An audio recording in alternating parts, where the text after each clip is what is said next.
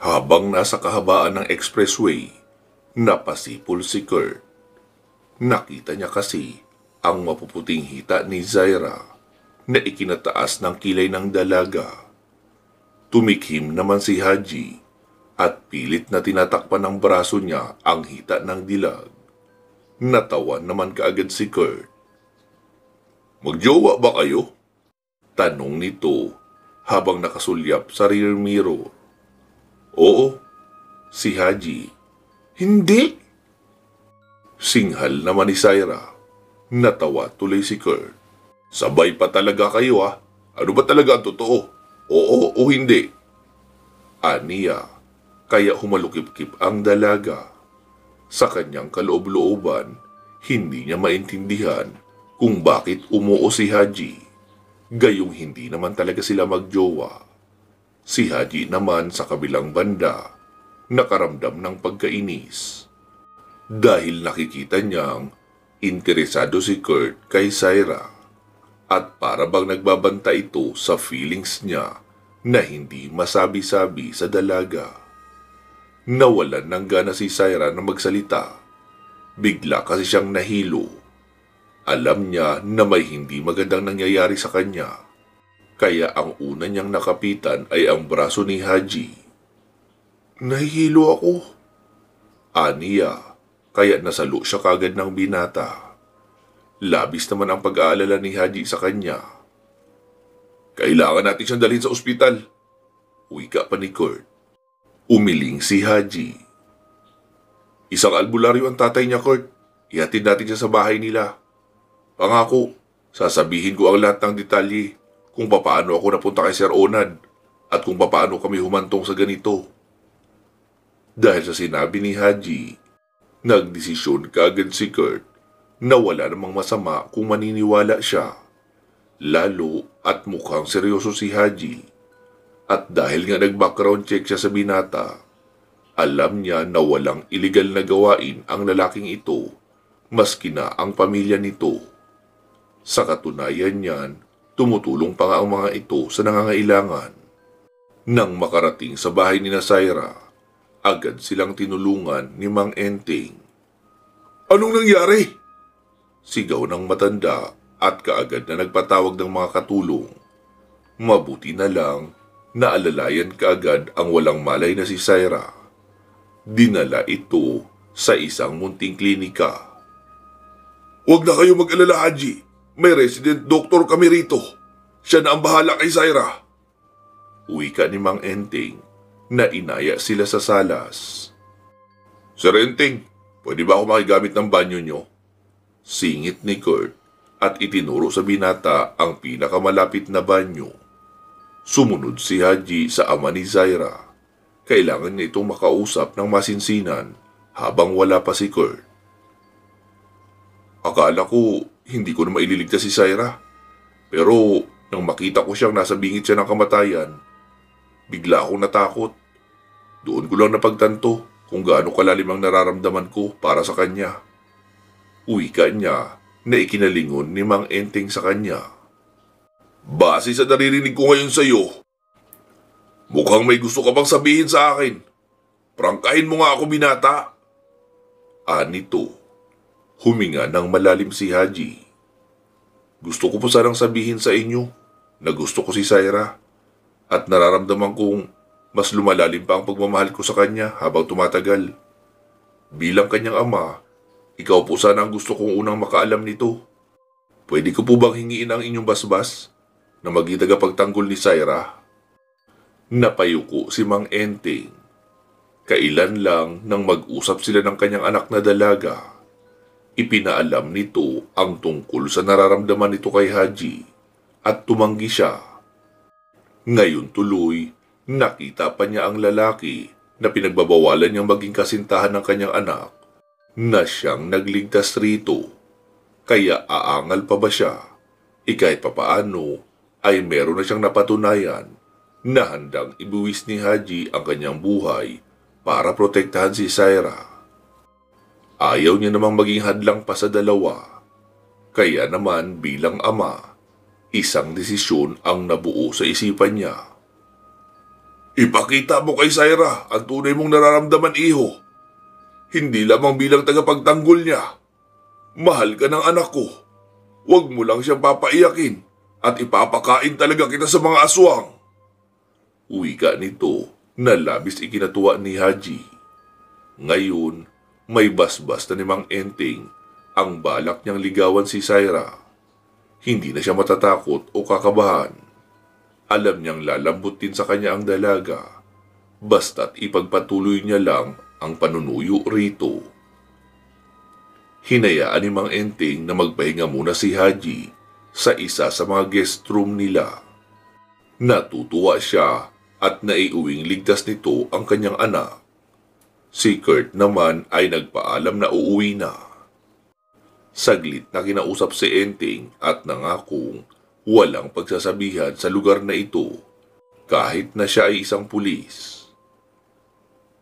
Nang sa tingin ni Haji ay malayo na si Kurt sa bahay nila Saira, ay tinawagan niya ang binata. Kaagad naman itong sumagot. Hello Haji, bakit? Kurt, alam ko nag-iimbestiga ka kanina nang magpaalam ka kay Sir Enteng na gagamit ng CR. Diretso niyang wika na ikinatawa naman ng binata sa kabilang linya. Ikaw talaga. Wala ka ng ibang napapansin kundi ako. Huwag ka mag-alala. Pagkatapos ng mga nakita ko kanina, naniniwala na ako sa iyo. Wika ni Kurt at ipinaliwanag na bata pa lang siya. Talaga nga naman na may naririnig na siyang kwento tungkol sa mga aswang. Hindi lang niya ma-imagine na totoo ang mga ito at makakasalamuha pa niya ang ilan sa kanila. Kaya naman nang malaman ni Haji na magiging kaisa na niya si Kurt sa bagay na iyon, lilihis na ang misyon nito at ililipat na sa ibang negosyante. Napahinga ng maluwag si Haji pagkatapos nila mag-usap ni Kurt. Alam niyang hindi na niya kailangan magtago sa mga kaibigan ng tungkol sa kanyang mga ginagawa. Inilatag niya ang mga larawan na nakuha ng kanyang kamera mula sa korehidor, pati na ang sa Pindangan Ruins.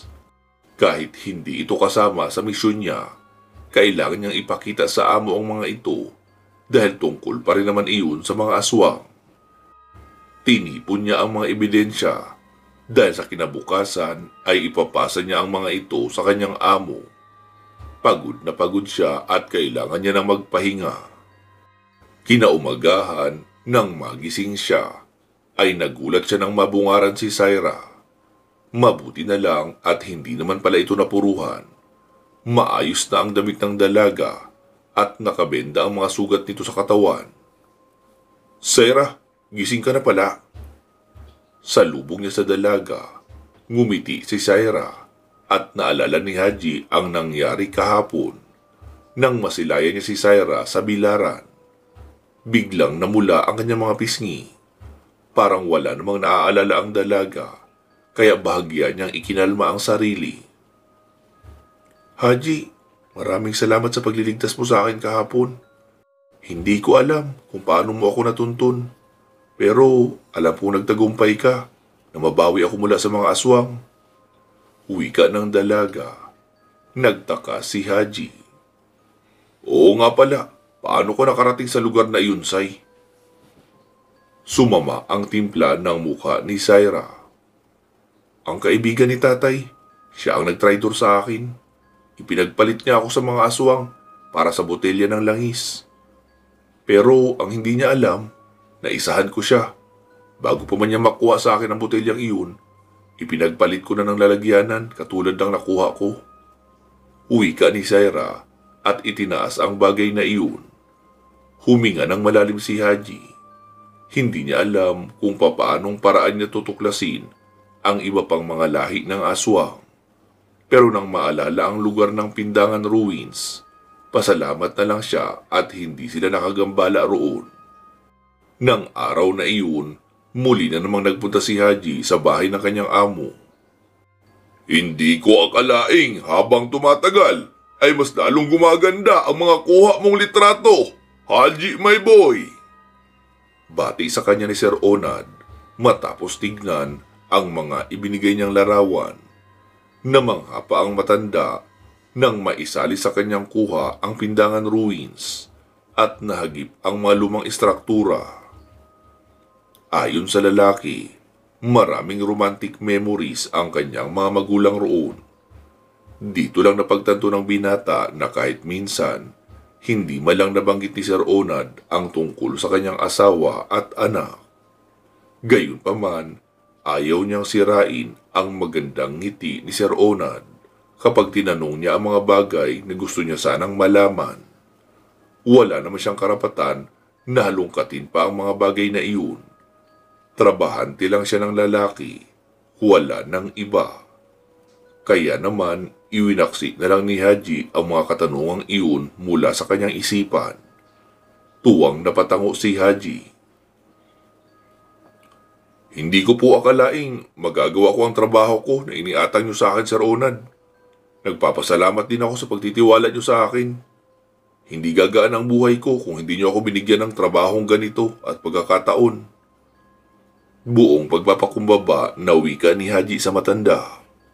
Totoo rin naman lahat ng mga sinabi niya.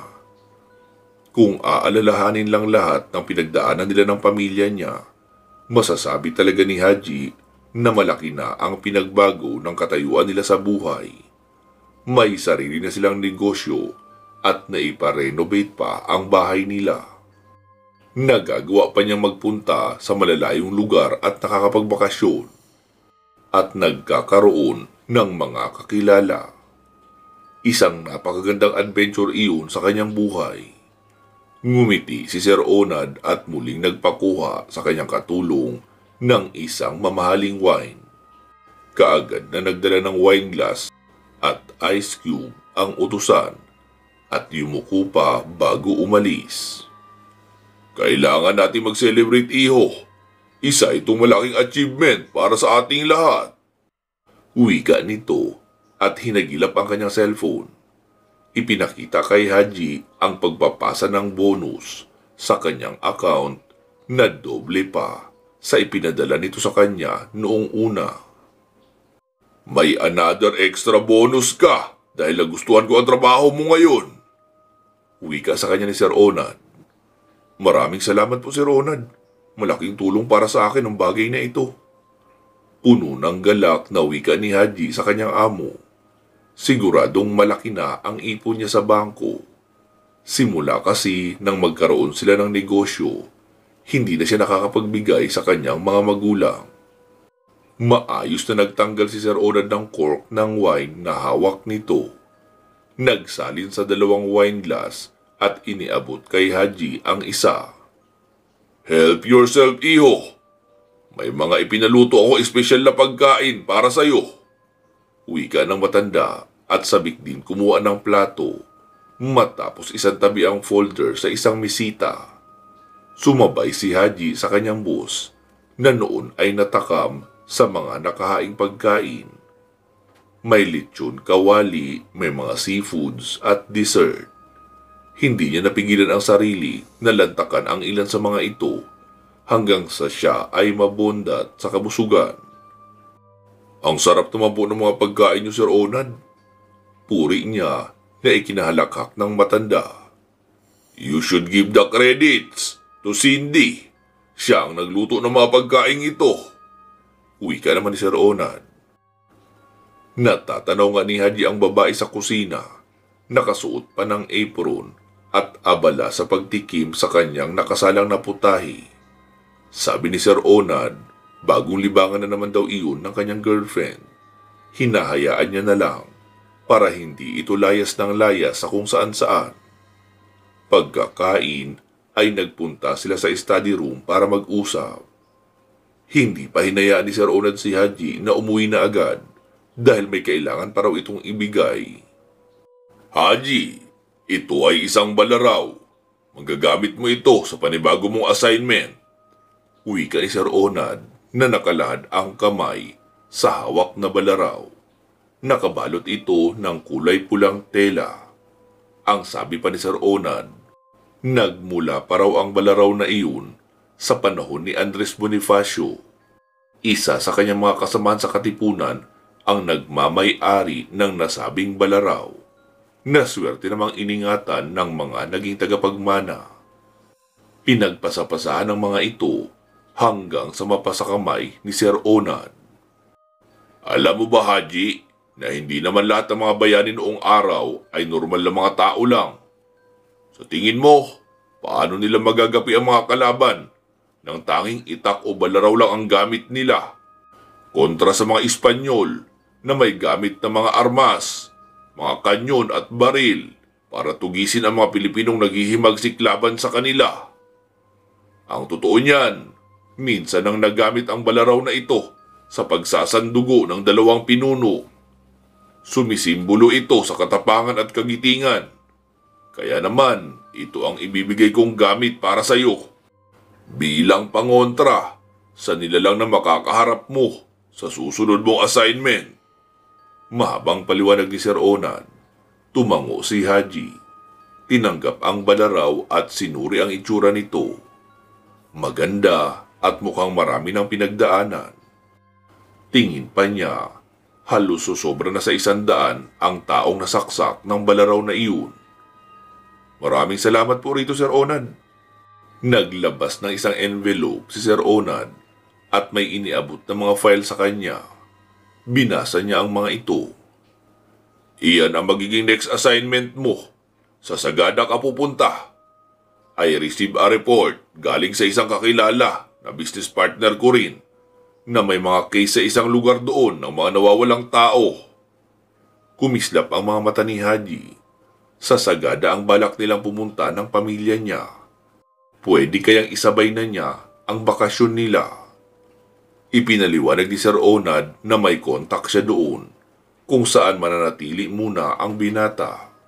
Pumayag kaagad si Haji. Hindi na siya tumanggi.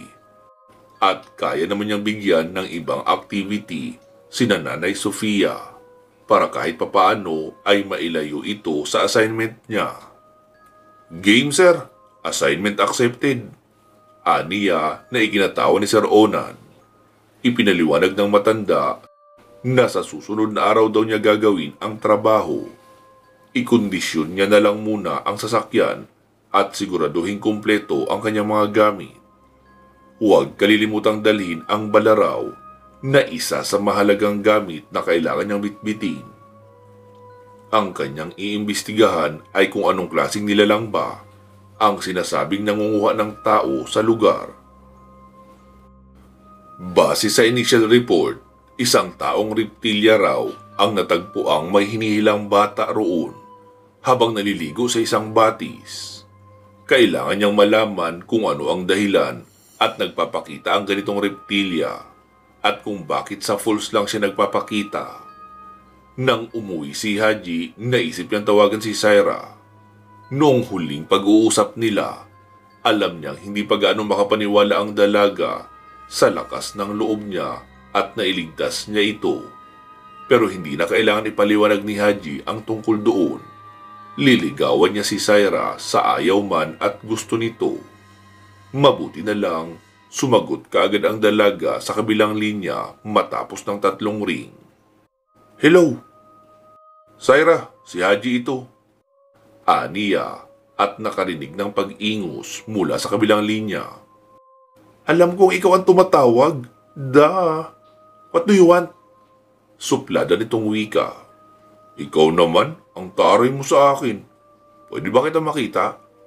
Hindi niya pinatulan ang pagsusungit ng dalaga. Bakit gusto mo ako makita? Hindi naman ako nadisgrasya. Ay, grabe ka naman. Dadalawin lang kita. Aayaing lumabas, tsaka kumain. Ayos lang ba? Tanong niya rito. Si Syra naman sa kabilang linya, hindi makapagtaray. Tila naubusan ito ng isasagot. Bakit mo naman gustong kumain sa labas? Naubusan ka ba ng tagapagluto at kailangan mong kumain sa labas? Nasaan ang kusina niyo? Angil lang dalaga. Ayaw na niyang maulit ang nangyari noong nakaraan. Baka mapahiya lang siya. Kaya naman, binabaan niya ng tawag ang binata na labis namang ikinabigla ni Haji. Hello, Syra? Hello? Uy, Syra? Hala, nawala na. Pinatayan na ako ng tawag. Dismayadong wika pa ni Haji. At iyon naman ang pagkakataon na naabutan siya ng kanyang ate Sharon. Oh, bakit ganyan ang mukha mo, bunso?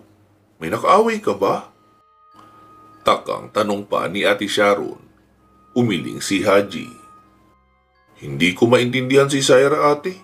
Inaya ko lang naman siya mag-lunch. Pero binabaan ako bigla ng telepono. Tumawa si ate Sharon. Naku, kapag ganyan, nagpapasuyo yan, bunso. Baka naman kasi may nasabi ka sa kanya na ikinainis niya ng sobra. Kaya mailap siya sa'yo ngayon. Hindi yun nasagot ni Haji. Hindi niya rin kasi alam. Ayos pa naman sila kahapon. Nagpasalamat pa nga iyon sa ginawa niyang pagliligtas sa pagkakabihag mula sa mga aswang. Hindi niya alam kung ano ang nakain ni Saira at bigla na namang nag-iba ang mood nito. Napakamot sa kanyang ulo si Haji.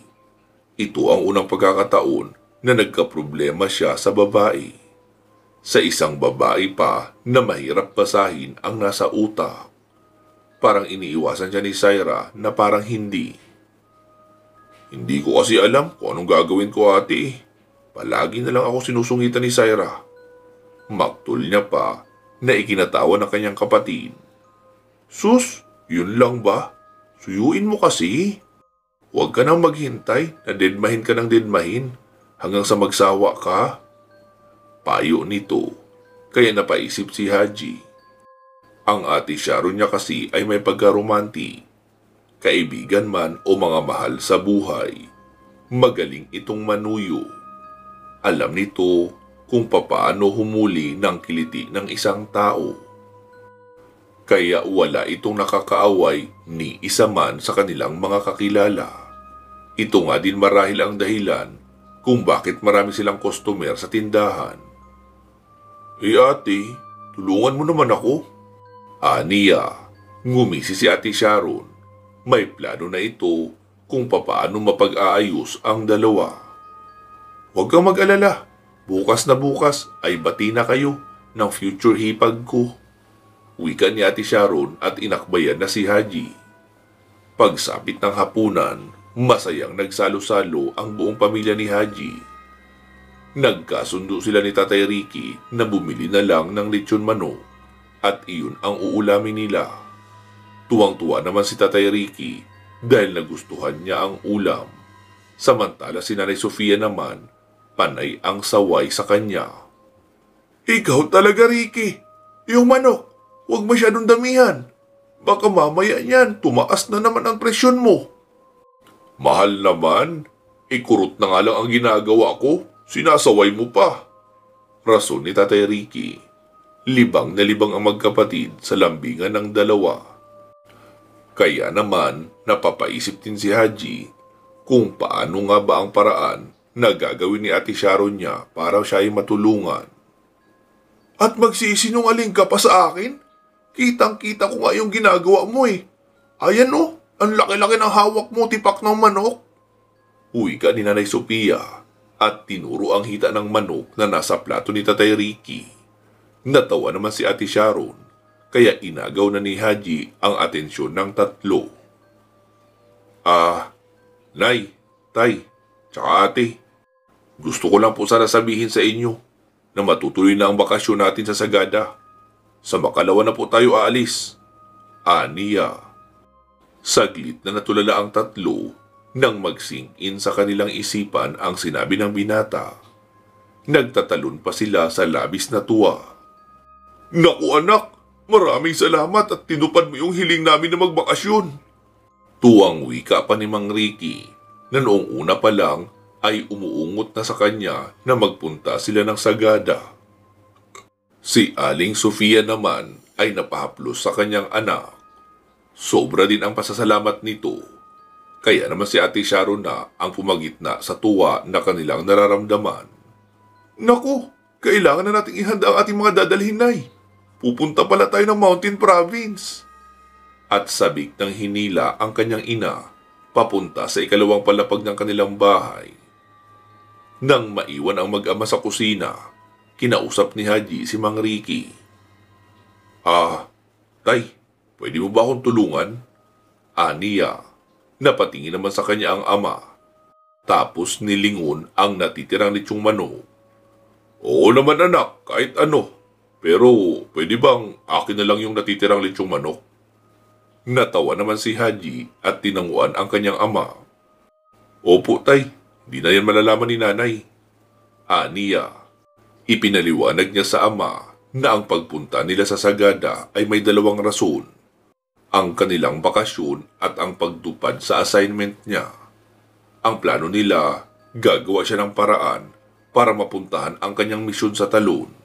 Samantalang si Tatay Ricky naman ang lilibang sa kanyang asawa at panganay na anak. Nakaagad namang ikinapayag nito. Aba, walang problema yan sa akin anak. Ako na ang bahala sa kanilang dalawa. Sagot nito. Pagkakain ay nagpaalam na siya sa ama na sasaglit sa bahay ni Syra. Kailangan niyang makausap ang dalaga dahil balak niya rin itong isama. Isa ito sa parte ng misyon niyang panatilihing ligtas ang kanyang babaeng napupusuan. Kaya naman nang pumayag ang kanyang ama ay hindi na siya nag-aksaya ng panahon. Kaagad na siyang bumiyahi papunta sa tahanan ng dalaga. Bago iyon, dumaan muna siya sa isang flower shop. Ito ang unang pagkakataon na may pagbibigyan siya ng bulaklak. Kaya kabado siya. Ito ang kadalasan niyang nakikita sa telebisyon na paraan ng mga binata kapag nanunuyo ng babae na gusto nila ang magbigay ng bulaklak. Sana lang talaga magustuhan ito ni Syra. Maaga pa naman at naabutan pa niya si Mang Enteng sa bakuran nito. Abala ang matanda sa pagkuha ng ugat ng isang hindi niya kilalang halaman, kaya malamang nag-e-eksperimento na naman ito. Magandang gabi po, Mang Enteng. Bati niya sa lalaki nang makapasok siya sa gate. Oh, iho, gabi na. Anong kailangan mo? Malumanay na wika nito. Opo. Gusto ko po sanang magpaalam sa inyo. Aniya. Napakunot ng noo si Sir Enteng. Ano yun, iho? May kailangan po kasi akong puntahan sa Mountain Province, sa Sagada, isang assignment. Sasama ang mga magulang ko po para makapagbakasyon na din. Baka lang kako, okay lang sa inyo na isama ko rin si Syra sa Sagada. Lumawak ang ngiti ni Mang Enteng. Sige ba, pumapayag ako. Isama mo si Syra, pero may pakiusap ako. Mag-iingat kayo sa lugar na madadaanan nyo. Nagtatakang napatingin si Haji sa matanda. Hindi niya alam kung bakit pero kinakabahan siya sa tono ng boses nito. Bakit naman po? Hindi nakatiis na pagtatanong niya. Ikinuwento ni Sir Enteng ang tungkol sa isang kaanak ng kanyang kapwa albularyo na kilalang aswang mula sa Cebu. Napadpad ito sa Sagada dahil doon nakapag-asawa. Ang problema lang, nagkasakit ang babae at hindi mamatay-matay dahil walang mapagpapasahan ng kanyang mutya. Ang balita, namatay daw ang babae nang sapilitan itong saksakin ng asawa. Pero nagulat na lang sila nang mapagtantong ang kabaong nito na sadya nilang ibinitin sa tuktok ng bundok ay panakanakang umaalog. Mukhang naghahanap ng tiyempo para makababa. Naghahanap ng biktima para mabuhay pa ng mas mahaba kahit na gusto na nilang magpahinga. Naghihintay ng tamang pagkakataon para may mapagpasahan ng kanilang mutya para ipagpatuloy ang paghahasik ng lagim. Nakakatakot naman pala sila. Komento niya. Tumango si Sir Enteng. Oo, kaya kailangan nyo mag-ingat. Sige na, kausapin mo na si Syra. Ihahanda ko lang ang magagamitin yung pangontra. Uwi ka pa ng ama ng dalaga. Umalis na kagad si Haji at dumiretso sa kwarto ni Syra. Bukas naman ang pinto noon kaya pumasok na siya. May lumalagaslas na tubig sa banyo kaya hinuha niya, naliligo si Syra. Naghintay siya sa loob at naupo sa kama. Naroon ang cellphone ni Syra, kaya naisip niyang kalikutin muna iyon. Natuwa pa siya nang mapagtantong hindi naman pala mahilig sa password si Syra. Nabuksan niya kaagad ang phone nito dahil swipe lang ang lock feature na nilagay. Nagsimula na siya sa pag-scroll down ng mga photos at nabigla nang makitang may iilang stolen shot siya sa gallery nito. Mga shots na nakangiti at malapit sa kanya. Sumikdo ang puso ni Haji. Ano kaya ang ibig sabihin ng mga ito? Bakit may pictures niya si Syra na nagtatago sa cellphone nito? Hindi niya maiwasang kiligin, but at the same time, mataranta nang makitang bumukas na ang pinto ng banyo at iniluwa si Syra. Nakatapis lang ito at bagong ligo. Nagulat ang dalaga nang makita siya sa kama. "Haji, what brings you here?" Taka nitong tanong. Tumikhim siya at dinampot ang binili niyang flowers. "Para nga pala sa'yo." Aniya, tinanggap naman ni Syra ang mga bulaklak, pero inilapag lang din to agad sa tokador. "May kailangan ka no? Nanunuhol ka eh." May pagdududa sa boses ni Syra, pero kaagad itong itinanggi ni Haji. "Naku, wala ah. Nagpunta lang ako dito para sana i-invite ka na magbakasyon. Bukas ang biyahe natin." "Ha? Biyahe?" Gulat na wika ni Syra. Wala siyang ideya kung ano ang kailangan ng binata at may flowers pa ito na hindi naman ginagawa ng lalaki dati. "Pupunta kami ni nanay, tatay at ate sa Sagada. Gusto nilang sumama ka, kaya ako nandito para ipaalam sa'yo na maaga ang biyahe bukas." Wika niya na ikinataas ng kilay ni Syra. "Sige, susubukan ko." Tila walang kasiguraduhan na wika pa ng dalaga.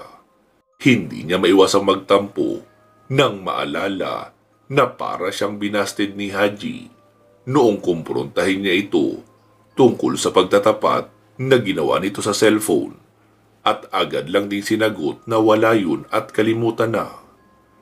Alam ni Haji na mangyayari ito.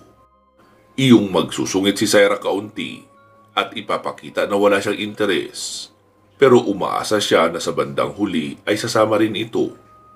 Lumapit si Haji kay Syra at ginagap ang dalawang kamay nito. "Syra, hindi ko alam kung may nagawa o nasabi ba ako mali sa'yo. Pero gusto kong malaman mo na nandito lang ako para sa'yo. Pasensya na kung hindi ako magaling sa mga salita. Pero itong nararamdaman ko, hayaan mo sanang iparamdam ko rin sa'yo." Aniya, napaatras si Syra. Hayan na naman ang pagsikdo ng puso niya. Aasa na naman ba siya sa mga sinasabi ni Haji? Paano kung sa susunod na araw ay bawiin na naman ito ang mga sinasabi? "Malalaman mo bukas kung sasama ako. Sige na, umuwi ka na." Taboy niya sa binata. "Hihintayin ka namin ha. Sina nanay at tatay nag-i-expect na darating ka." Sagot ni Haji, pero hindi na sumagot si Syra, kaya tinalikuran niya na ito. Lihim naman na nainis si Syra dahil tila kulang sa effort si Haji sa panunuyo sa kanya. Naisip niya tuloy na pwede niyang indyanin na lang si Haji at wag nang sumama sa lakad nito. Pero hindi niya kayang paasahin sina Nanay Sofia at Tatay Ricky, lalo at alam niyang pinahahalagahan siya ng mga ito. Pwede niya rin namang kitain ang matatanda nang hindi kinakausap si Haji. Kinaumagahan, naghihintay na sina Haji sa labas ng bahay nila. Nakasakay na ang mga magulang niya sa kotse. Samantalang si Ate Sharon naman nagbibilin sa mga kasambahay at utusan sa tindahan ng mga kailangan nilang gawin. 3 days lang naman sila sa Sagada, kaya makakauwi rin sila kaagad. "Mag-iingat kayo rito ha. Kapag may problema, tawagin niyo ako kaagad." Pilin pa ni Ate Sharon. Lumapit ito sa kotse at sumili. "Okay ka na ba ate?" tanong ni Haji. "Oo, okay na ako bunso." Nabilinan ko na sila ng mga dapat nilang gawin. Anito kaya tumango si Haji. Panay ang lingon niya sa kalsada. Mag-aalas 6 na ng umaga pero wala pa rin si Syra. Teka, may hinihintay pa ba tayo? Tanong ni Tatay Ricky. Malungkot na umiling si Haji. Hindi na po yata darating si Syra, Tay. Nagkatinginan sina Tatay Ricky at Nanay Sofia. Ramdam nila ang lungkot sa boses ni Haji. Gayunpaman, napawi kaagad ang pag-aalala nila nang kumatok si Syra sa salaming bintana ng kotse. Hi, late na ba ako? Nakangiting wika ni Syra. Tuwa naman na nagtitili si Ate Sharon. Ay, salamat naman at dumating ka na. Kanina pa sad boy ang bunso namin eh. Pagbubuking ni Ate Sharon kay Haji. Umakto naman si Haji, nakakaltukan ang kanyang ate. Tumigil ka nga dyan, ate. Nagtawanan silang lahat at pinapasok si Syra sa kotse pero tumanggi ito. May dala akong van, Haji. Lipat tayo doon para mas maluwag. Naghihintay na si Manong driver. Wika ni Syra. Natuwa naman ang lahat sa kanyang sinabi. Nagtulungan tuloy sila sa paglilipat ng kanilang mga gamit doon sa van na dala ni Syra. Noong matapos makapaglipat ng mga gamit ay kaagad na ring bumiyahe. Ayan, magbabakasyon na kami. Tuwang sigaw ni Ate Sharon at niyakap ang baon niyang unan. Naging maayos naman ang kanilang biyahe. Maraming napapansin ang dalawang matanda habang papadaan sila sa North Expressway. Mga nagagandahang tanawin, establishment at mga pakulo ng bawat bayan. Bago pala tayo dumiretso sa resort, dadaan muna tayo sa Episcopal Church of St. Mary the Virgin para naman i-bless ni God ang trip natin to Sagada. Basag ni Syra sa katahimikan. Tulog na si Ate Sharon, samantalang si Haji naman ay abala sa kanyang phone. Kasalukuyan niyang ka-text si Kurt na nagbabalak sumunod sa kanila kinabukasan. Si Tatay Ricky naman ay kausap ang family driver ni na Syra. Oo naman, salamat Syra. Wika ni Haji at inilapag na ang kanyang cellphone. Alam niyang mas kabisado ni Syra ang Sagada dahil ilang beses nang nagpabalik-balik doon ang dalaga. Hindi kagaya niya na unang pagkakataon pa lang na makakarating doon. Kagaya nga ng napagkasunduan, dumaan sila sa simbahan para magdasal at magtirik ng kandila. Saglit na nagkuha na ng pictures at kaagad nang umalis. Pagkarating sa resort, saglit silang nagsipahinga. Mabuti na lang dahil nakapag-book na si Haji ng mga kwarto para sa kanila. Magkasama sa kwarto sina Tatay Ricky at Nanay Sofia. Hiwalay naman sina Syra, Haji at Ate Sharon. Ang driver naman ay hinayaan lang din nilang magliwaliw. Balikan mo na lang kami after 3 days, Manong. Bili ni Syra. Tumango naman ang driver at nagpasalamat. Bakit hindi? 3,000 din kasi ang ibinigay sa kanya ng amo para sa budget niya sa pagkain at hindi rin kailangan na magpabook pa ng matutulugan dahil maluwag namang tulugan ang van. Nagsipahinga sina Nanay Sofia at Tatay Ricky, gayon din si Ate Sharon. Si Haji naman, saglit lang na naidlip, pagkatapos ay kaagad ding naghanda. Balak niya nang puntahan kaagad ang falls kung saan madalas daw nakikita ang taong reptilya. Nakatext na din niya ang kontak ni Sir Onad sa cellphone at makikita sila sa isang location. Nagkataong pagkalabas niya ng kwarto ay nakasalubong naman ni Haji si Syra. Haji, where are you going? Takang tanong nito. Syra, kapag hinanap nila ako, pakisabing nasa tabi-tabi lang naglibot-libot. Hindi kasi nila alam na may assignment ako dito na gagawin. Ano? Halos hindi ma-imagine ni Syra kung paano nagawa ni Haji na pagsabayin ang assignment at bakasyon kasama ang pamilya. Idagdag pang maliban doon, may iba pa silang binabalak gawin tungkol sa mga amalanhig na nagkalat sa kagubatan. Sige ha, kailangan ko na umalis. Aniya at nagmadali na nga sa pag-alis. Naningkit ang mga mata ni Syra sa ginawa ni Haji. Hindi siya sumama sa bakasyon na ito for nothing. Ang kailangan niyang gawin ay sundan ito saan man magpunta. Pansamantala po muna natin puputulin dito itong ating kwento. Magsama-sama po tayong muli sa part 16. Mag-iingat po kayo palagi at hanggang sa muli.